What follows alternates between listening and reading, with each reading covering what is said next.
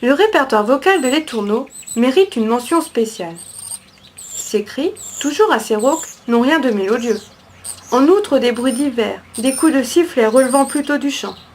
Pas davantage de musicalité dans ce dernier, mais quelle variété! Le mâle, perché bien en vue sur un arbre ou un bâtiment, babille à bâton rompu. Le bec largement ouvert, la gorge gonflée, hérissant ses petites plumes brillantes, il remue la tête de côté et d'autre, entr'ouvre et referme ses ailes rythmiquement, au comble de l'excitation. Tout cela pour débiter un pot pourri phénoménal de sons claquants, grinçants, cliquetants, sifflants, grognants, entrecoupés d'expressions de sons crus et d'imitations de toutes sortes d'oiseaux.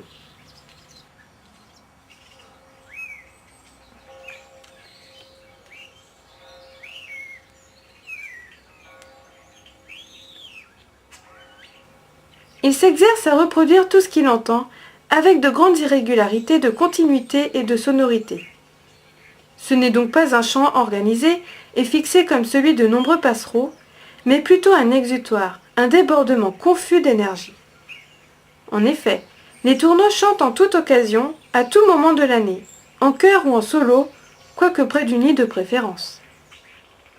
On ne saurait assigner à l'étourneau sans sonnet un milieu vital particulier. Étant l'antithèse du spécialiste, il s'accommode de tout pourvu qu'il trouve à manger, c'est-à-dire des terrains de pâture et des cavités pour nicher, celles-ci pouvant être assez éloignées de cela. Il s'installe donc dans les vergers, les parcs, les allées de grands arbres, les bois, aussi bien que dans les ruines et édifices de toutes sortes, voire même dans les rochers. Toutefois, la montagne semble le rebuter, de même que les régions sèches. Une certaine humidité du sol, favorable à son alimentation, lui est nécessaire.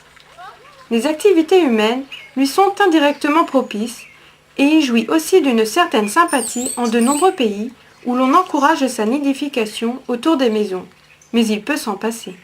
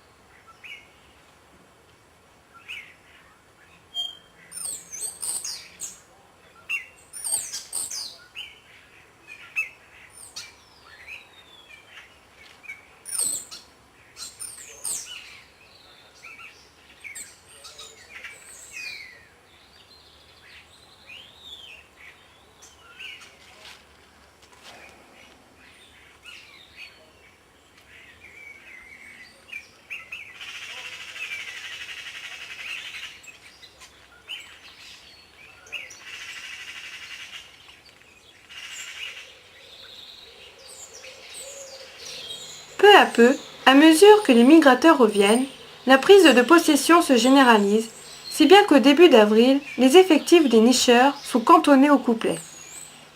Entre-temps, avant que les femelles ne se présentent, chaque mâle a nettoyé la cavité choisie, ou plusieurs si possible, et y a disposé quelques matériaux hétéroclites, tels que brins de paille, feuilles vertes, des fleurs si l'on trouve.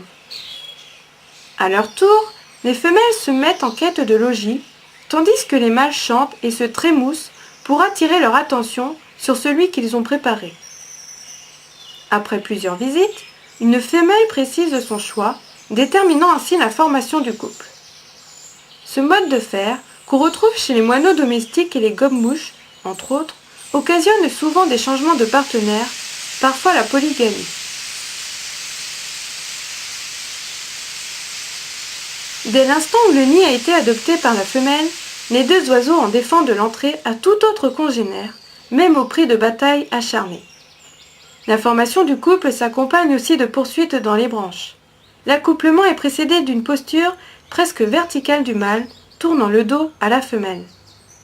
Enfin, tous deux commencent à préparer l'aménagement, surtout la femelle, car son compagnon se charge de la garde jour et nuit. Toute cavité peut servir de nid si elle a un orifice assez grand, au moins 5 cm de diamètre, un volume suffisant et si elle offre des garanties de sécurité. En général, les étourneaux s'installent le plus haut possible, rarement au-dessous de 3 mètres. Tantôt c'est un trou naturel ou creusé par un pic dans un arbre, un nichoir artificiel,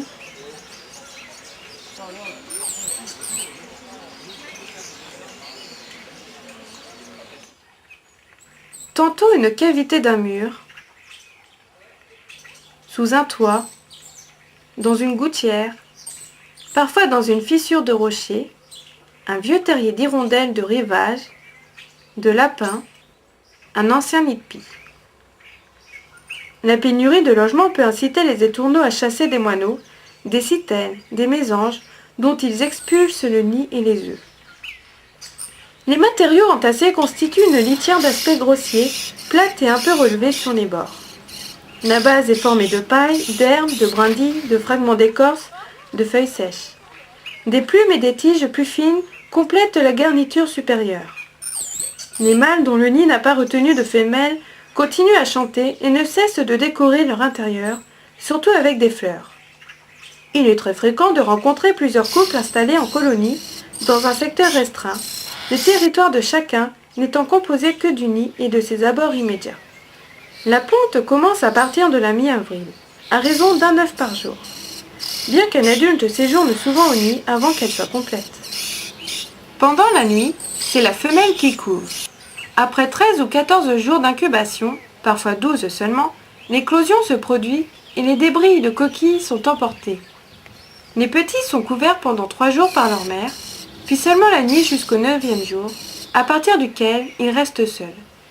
Quand ils ne dorment pas au nid, les parents rallient volontiers un dortoir. Leur tâche est lourde, les allées et venues sont incessantes, car il faut nourrir et encore nourrir, de l'aube au crépuscule, repérer les terrains les plus riches, les prés qu'on vient de faucher par exemple.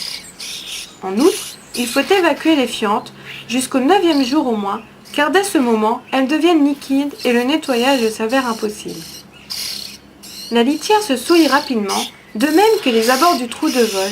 Les adultes s'efforcent de retirer les matériaux salis, si bien que la nichée repose bientôt sur un fond nu, humide et malodorant, surtout par temps pluvieux.